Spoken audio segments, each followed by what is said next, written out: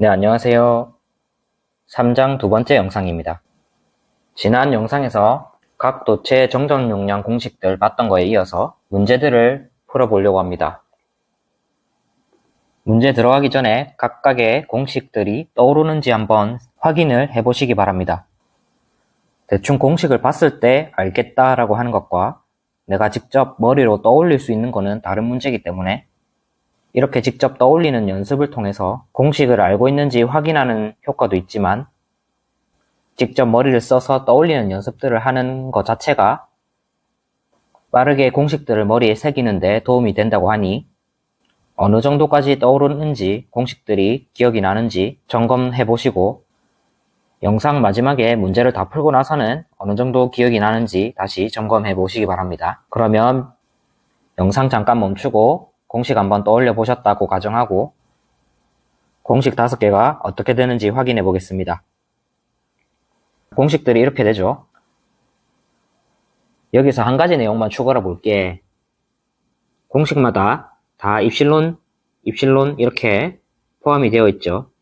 계속해서 이야기하고 있지만 공기나 진공일 때는 입실론 대신에 입실론 제로라고 써도 무방하고요.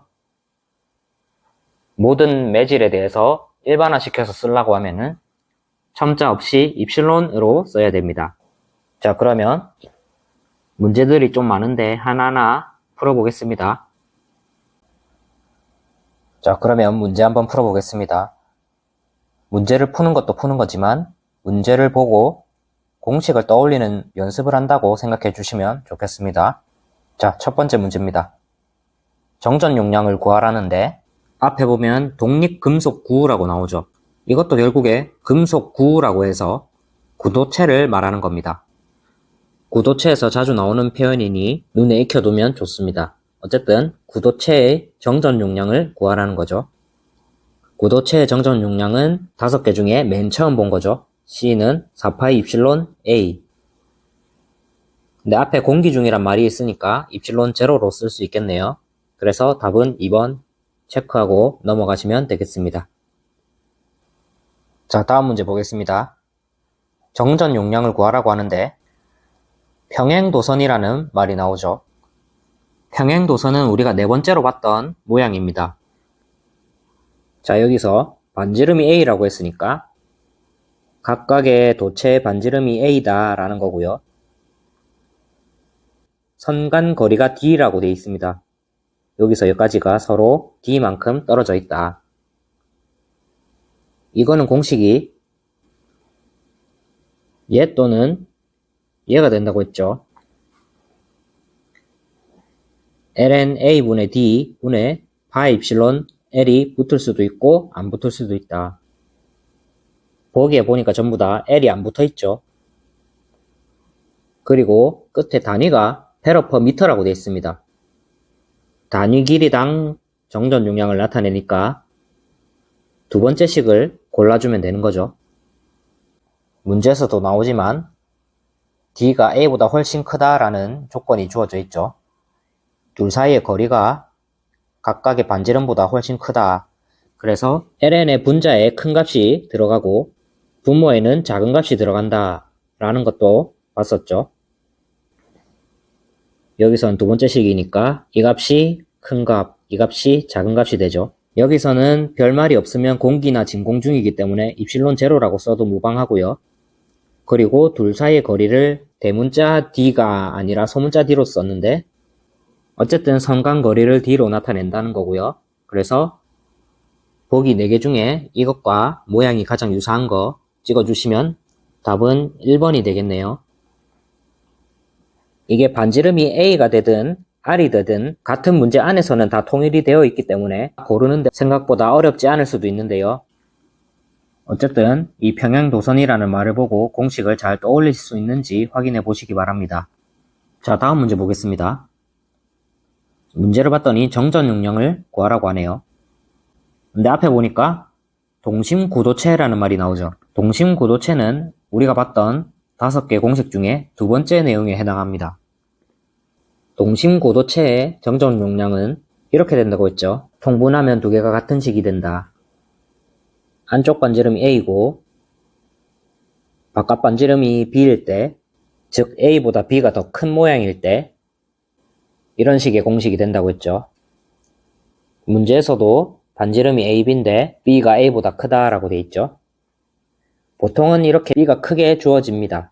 만약에 a가 b보다 크다고 주어져 있으면은 공식이 a, b 자리가 바뀌어서 뭐 이런 식으로 공식 모양이 이렇게 될 텐데 어차피 문제 보기에 이렇게 생긴 모양은 하나밖에 없으므로 골라내는 데는 문제가 없을 겁니다.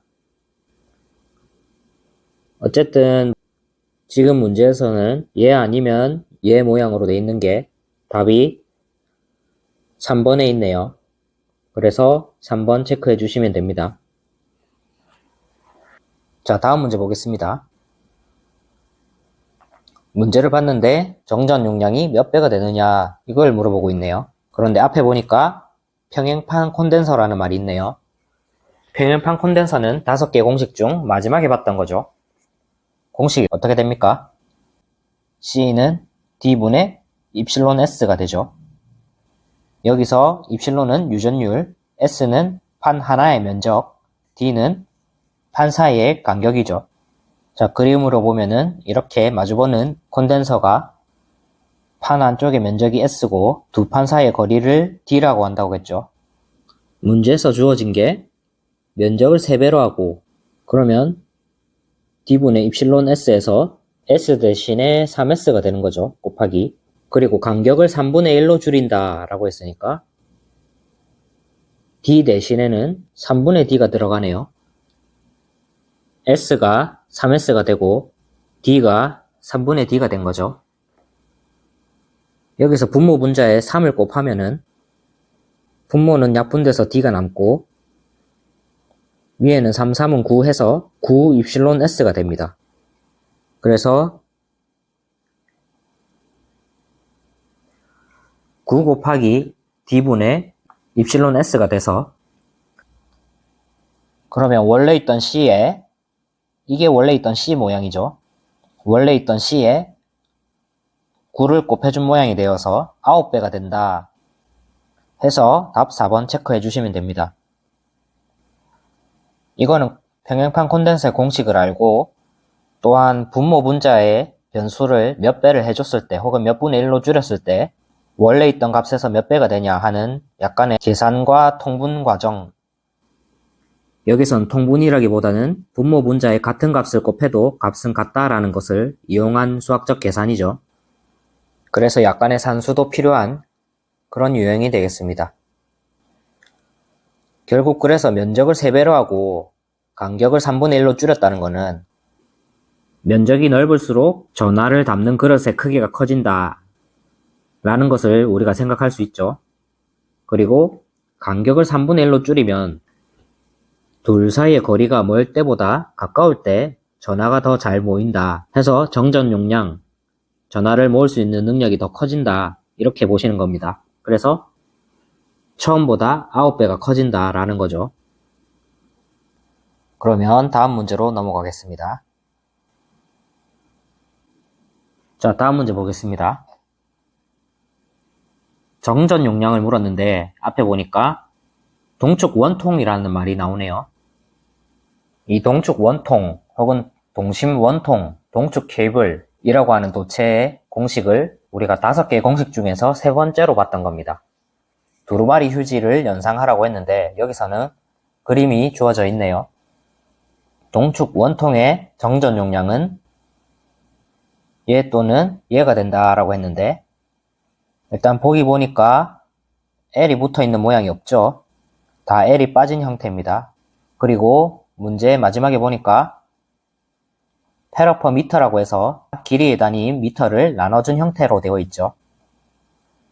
그러면 정전 용량이 이 두 번째 식을 골라주면 되겠죠. 그리고 그림이 잘 안 보일 수도 있는데 그림에서 큰 반지름이 B고 작은 반지름이 A로 주어져 있습니다. 그러면 항상 ln에서 큰 값을 위에 쓰고 작은 값을 밑에 쓴다. 그래서 큰 값인 B가 ln의 분자에 있고 분모에는 작은 값인 A가 들어간다. 그렇게 해서 답을 체크해 보면은 3번 체크할 수 있습니다. 문제에서 대부분이 A가 작은 원의 반지름이고 B가 큰 반지름인 걸로 주어지기 때문에 웬만하면 답이 ln A분의 B 형태가 되는 것을 알고 계시면 되겠습니다. 자, 다음 문제 보겠습니다. 정전 용량을 물었는데 앞에 보니까 내구, 외구 이런 말이 나오고 동심구라는 말이 나오죠. 뒤에 커패시터라는 말은 콘덴서랑 마찬가지 의미로 보시면 됩니다. 전하를 모으기 위한 소자라고 보시면 되고요. 그래서 동심구형 커패시터라는 말은 동심구도체 모양의 콘덴서를 얘기한다고 보시면 됩니다. 동심구도체의 정전 용량은 5개 공식 중에 두 번째로 봤던 거죠. 공식이 이해 아니면 이해가 된다 했죠. 둘 중에 편한 식을 사용하면 되는데 이 식을 한번 써볼까요?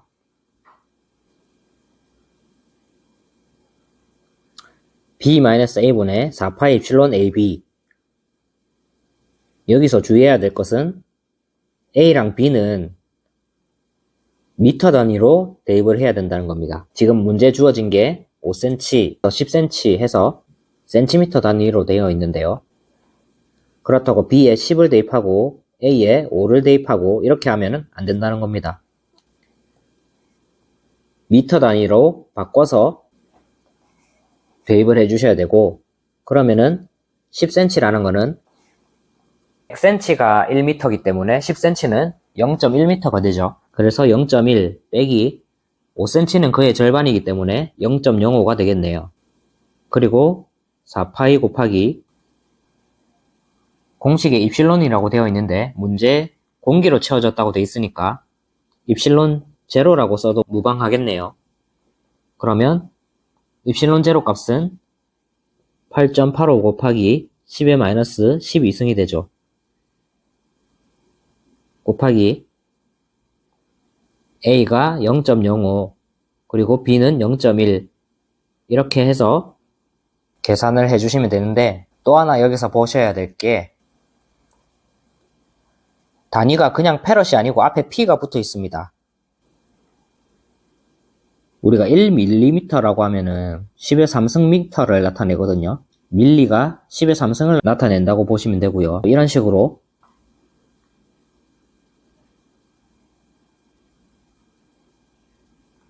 이 페럿 앞에 마이크로라고 해서 뮤라는 기호가 붙으면은 10의 마이너스 6승을 나타내는 그런 식의 단위 변환에 대한 내용이 있습니다.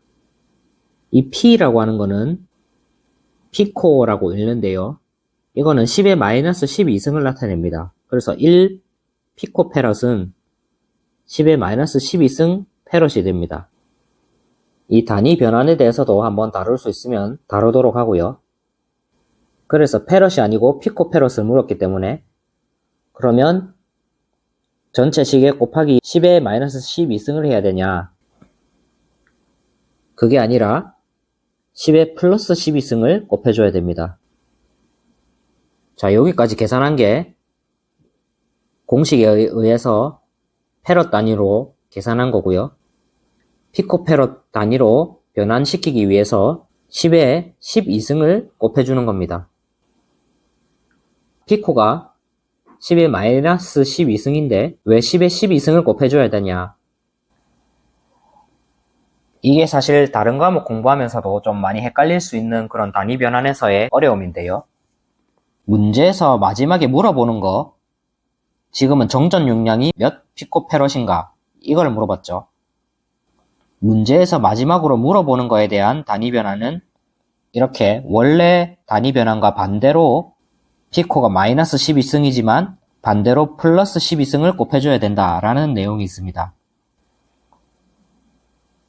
문제 중간중간에 나오는 단위들은 원래 자기 자신의 단위대로 변환을 해주면 되는데 문제 마지막에 물어보는 것에 대해서는 부호를 반대로 해서 곱해줘야 된다. 그런 내용이 있습니다. 이 단위 변환에 대한 내용도 추후에 한번 다뤄보도록 하고요. 어쨌든 계산 한번 해보면요.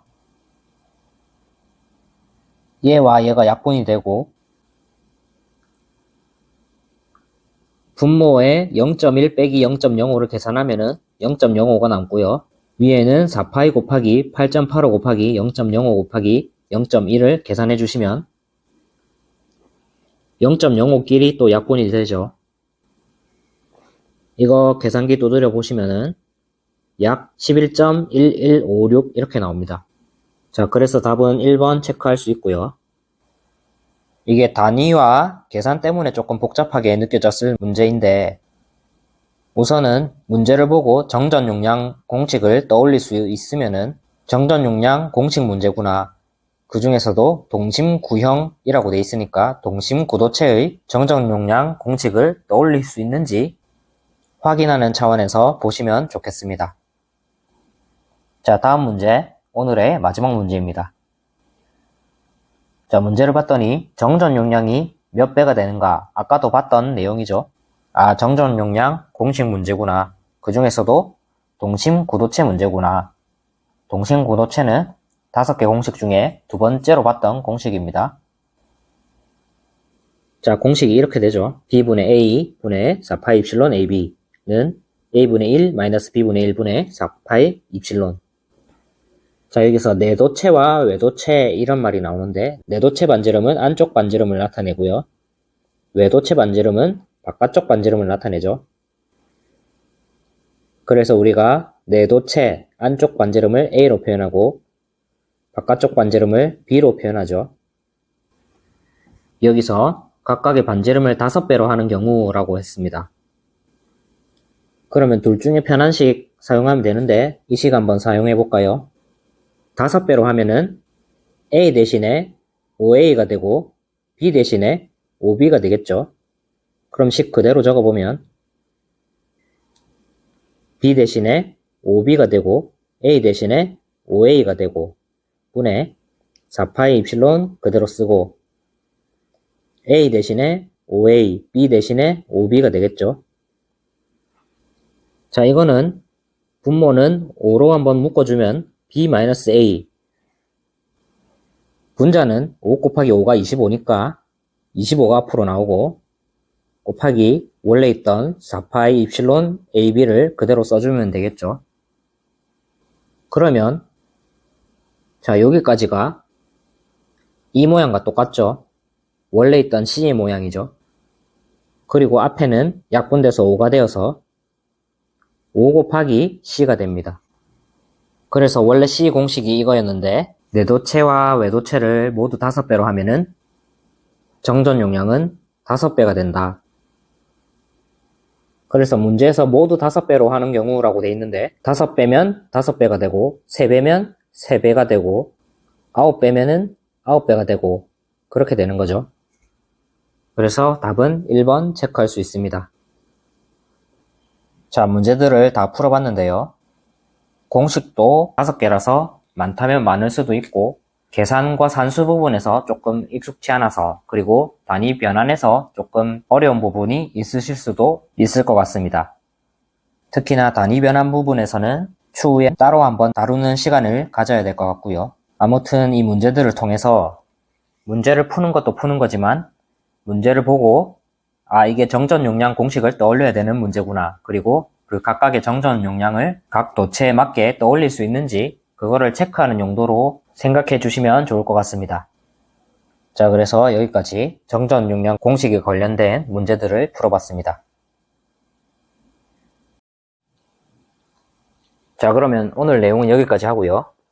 정전용량 5개 공식 중에 몇 개나 안 보고 적을 수 있는지 다시 한번 떠올려 보시기 바랍니다. 문제를 풀면서 또 떠올리는 연습을 해봤고요.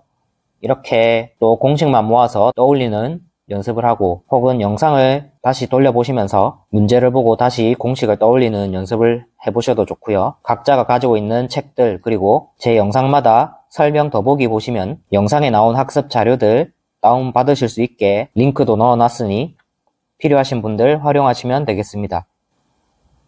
또 자료들 보면서 공식들과 또 문제로 적용해 보면서 또 공식 떠올리는 연습도 해주시면 좋을 것 같습니다. 어쨌든 지금 시점에서 공식들이 이 5개가 다 떠오르는지 한번 다시 점검해 보시기 바라고요. 공식들이 어떻게 되는지 확인해 보면